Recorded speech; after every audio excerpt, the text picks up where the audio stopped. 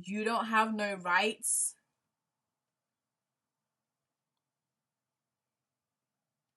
You don't have no rights. You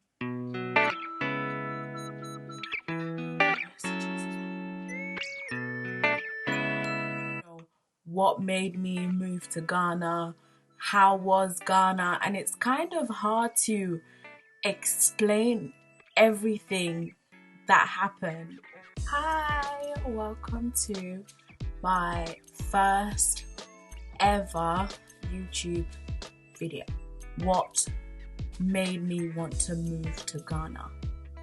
The reason why I decided to move to Ghana was because I had I had finished studying. I needed a change. I needed time to figure out what it is that I wanted to do. Since I can remember, I've always either been working or studying.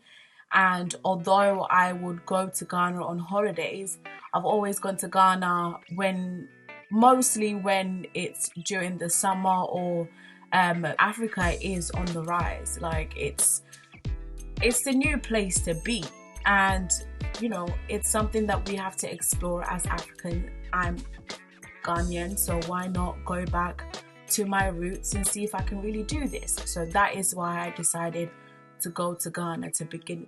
Okay, so what did I plan, or how did I prepare? Or there is one main question that I continuously got asked when I told people that I wanted to go to Ghana, and that was, Ibabede, what are you coming to do? What are you going to Ghana to do? And in the beginning, I was just like, but why are you asking me this question? But it's actually very relevant, because you have to have a plan as to what it is that you want to do when you get to Ghana. You can't just go to the country, or you can't just go anywhere for up to a year and decide that you're just not going to do anything. I mean, I did a whole plan as to what I wanted to do in Ghana. And the three main things that I looked at was money, job, and housing. I've always wanted to move to Ghana, but I just knew that I couldn't just up and go. I had to have some savings behind me, or I had to have a plan. So I had started saving a year prior to me finally deciding that, I'm done, I'm moving to Ghana. So I had some savings specifically for moving to Ghana. I think I brought about, more than 20,000 Ghana cedis.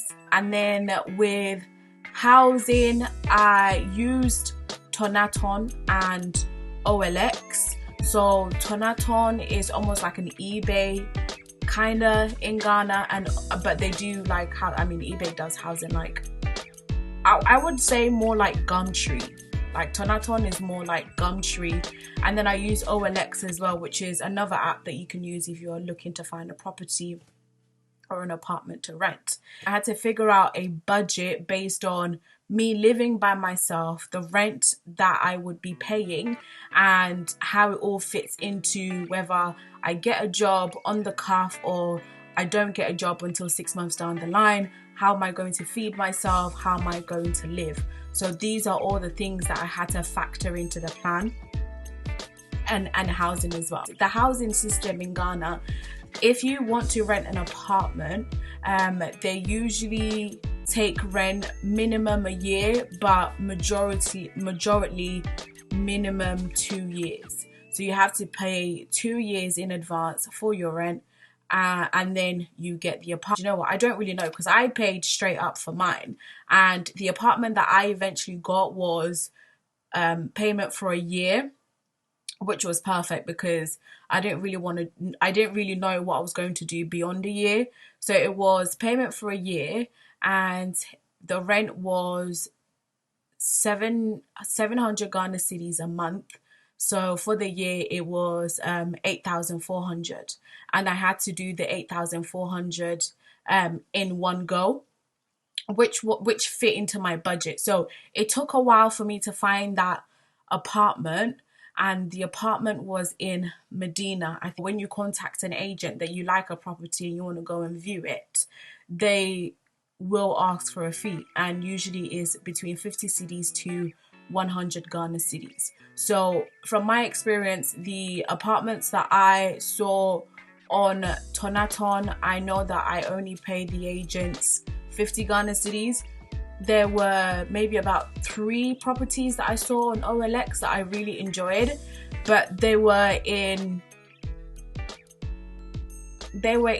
like the newer areas, like East Legon Hills, which I had never heard of, and it was a completely new build. It was like barely anyone had lived in it, but you could really tell that it was a new area because you had to drive quite a long way from that particular apartment, or those particular apartments that I saw. You had to drive quite a long way until you got to like the nearest shop or the nearest, convenience store, and that wasn't good for me because I need people around just in case anything is happening to me. And with agents, you have to provide transportation. And this particular guy blew my mind because he had a car.